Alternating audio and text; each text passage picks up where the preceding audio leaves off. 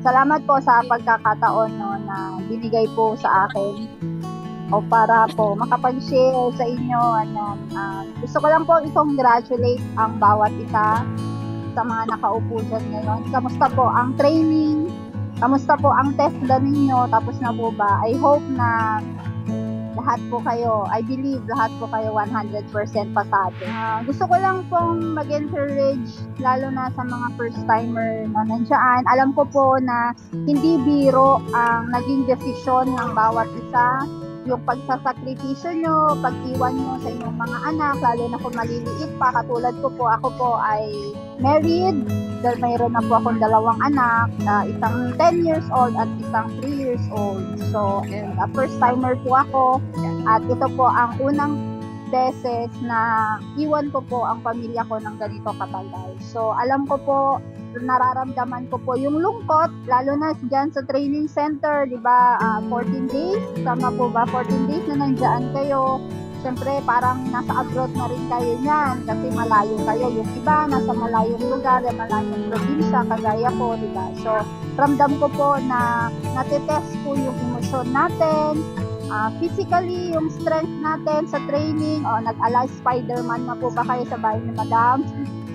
Yung pagdada-flash nyo sa paglalakad ng 5 minutes walking from training center to bahay ni Madam. So, ang mga yan na po ay mga preparation for you to come dito sa Hong Kong kapag nag-start na po kayo. Dahil ang mga ginawa nyo po dyan sa training center, lahat po yan worth it. Maniwala po kayo. Dahil lahat po yan ay isang preparation for you po pagpunta nyo po dito dahil magagamit nyo po ang lahat ng yan dito sa Hong Kong o yung iba kung nasa Malaysia man. And gusto ko pong bigyan kayo ng konting idea dito po sa Hong Kong, lalo na po sa mga first timer.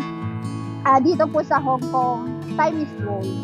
Sobrang mahalaga ang oras, sobrang mahalaga ang magiging mabilis sa trabaho dahil karamihan dito po, hindi ko po kayo tinatakot, hindi ko din po kayo pinapangamba, but need to be prepared physically, prepared emotionally, and especially prepared spiritually and mentally, of course, dahil lahat ng yan ay matetest kapag nandito na sa Hong Kong. Marami pong nagsasabi na ang Hong Kong ay ibang-iba sa ibang bansa, lalo na kung mga manggaling sa mga Middle East, ganyan, dahil maliliit ang bahay dito, maliit ang mga space. Ang bansang Hong Kong po ay maraming tukso.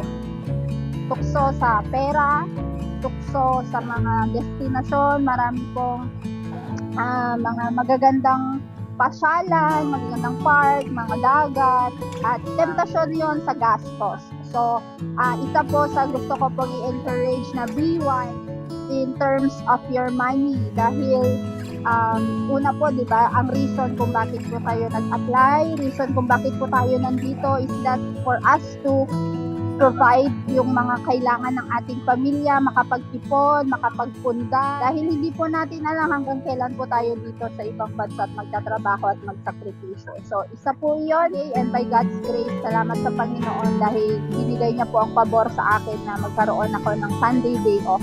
At isa din po sa purpose ng Panginoon kung bakit po niya ako dinala dito ay para magtrabaho, kundi ginagamit ako ng Panginoon para sa paglilingkod for His kingdom, for His ministry. At katulad din po ninyo, marami din pong mga OFW, mga domestic helper pong ni-reach out. At isa po ako sa na-reach out dito sa Hong Kong at nagpapatuloy. Salamat sa biyaya at habag ng Panginoon. At yung mga datihan na nandyan sa training center ay nakakasama ko po dito sa Hong Kong. At ang dalangin po namin, ang panalangin namin ay kayo po na pupunta dito sa bansang Hong Kong ay nawa po ay magkaroon po tayo ng communication. And isa po sa mga magiging kalakasan natin ay yung maghanap tayo ng simbahan o maghanap tayo ng mga tao na hindi po magpapalayo sa atin, kundi mas magpapalapit sa atin sa Panginoon. Dahil kapag malapit po tayo sa Panginoon, ang lahat po ng bagay ay maaayos. Naniniwala po ako doon at isa po ako sa living testimony ng habag at biyaya ng Panginoon. Dahil ako po ay nag-apply dito sa Hong Kong para po matustusan ang pangangailangan ng pamilya ko sa Pinas. Ang isa po sa rason ay gusto ko po kasi mapaayos yung tirahan ng bahay namin dahil na mga nakaraang bagyo, yung bagyong Lawin, bagyong Ulysses, alam ko po na balitaan nyo yun sa Cagayan. Isa po sa Cagayan sa naapektuhan ng bagyong Ulysses. Kami po ang pinaka naapektuhan sa baha at ang tirahan po namin, ang bahay po namin ay talagang lumubog sa baha talaga. Bubong talaga lang ang nakikita. So isa yon sa iniluhod ko sa Panginoon, isa yon sa panalangin ko na sabi ko, Lord, one day mapapaayos ko yung bahay namin, mapapalitan ng mga materialis ng bahay, magkakaroon ng maayos na tirahan ng mga anak ko, ang asawa ko, pamilya ko. So ayun po, and isang taon ko po, nakapundar po ako ng tricycle para sa asawa ko, napaayos po ang bahay namin unti-unti, na napalitan ng napaayos ng toilet, ang kusina. So, nagkaroon nga po ako ng pagkakataon na umuwi nung last month. 7 days holiday lang po. Actually, hindi pa dapat pwede kasi isang taon pa lang ako. Pero, favor ng Lord, sa grasya po ng Panginoon, at pinayagan po ako ng amo ko umuwi. And, blessing from the Lord dahil wala po akong binayaran. So, lahat po ay free.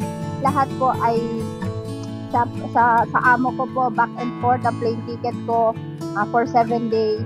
And nakita ko po lahat ng aking pagod, lahat ng aking pagsasakripisyo, nakita ko lahat ng napundar ko, and glory to God din po, nagpapasalamat ako sa buhay ng mga biyanan ko, sa support na ibinibigay nila sa akin, sila po ang nag-aalaga sa mga anak ko, at ang pag-iingat ng Panginoon sa asawa ko sa kanyang trabaho, at sa proteksyon, sa pagbabiyahe, kasi biyahero po ang asawa ko, at wisdom from the Lord sa akin pong panganay, dahil umuwi po ako para po maka-attend ng recognition dahil ang anak ko po ay grade 3 at siya po ay consistent honor student. So, biyaya at habag ng Panginoon dahil ang isa sa pangakong pinanghahawakan ko sa Panginoon, sabi niya sa Jeremiah 29:11, for I know the plans I have for you, plans to prosper you and not to harm you, plans to give you hope and a future.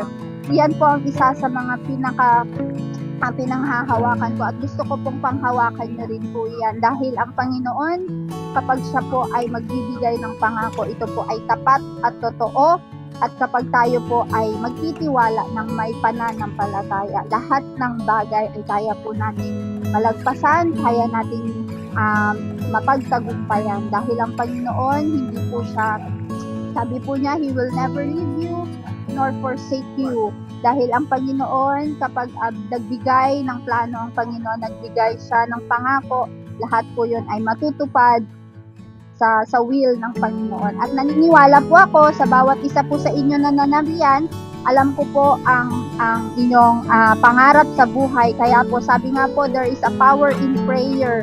There is a power in declaring God's promises. At ayun lamang po, gusto ko pong bigyan kayo ng isang encouragement na patuloy po kayong manalangin. Huwag niyo pong hahayaan na huwag po kayong mapagod manalangin. Ibigay niyo po, ilatag po natin sa paanan ng Panginoon ang lahat ng ating pong pangangailangan, lahat ng ating pangarap, lahat ng ating sakripisyo dahil magkakaroon po ng tagumpay ang bawat panalangin dahil naniniwala po tayo ang Diyos ay buhay, ang Diyos ang siyang humahawak ng ating mga pangarap sa buhay. So ayun lamang po, magandang umaga, see you soon. Add nyo po ako to Gerlie Santos, Gerlie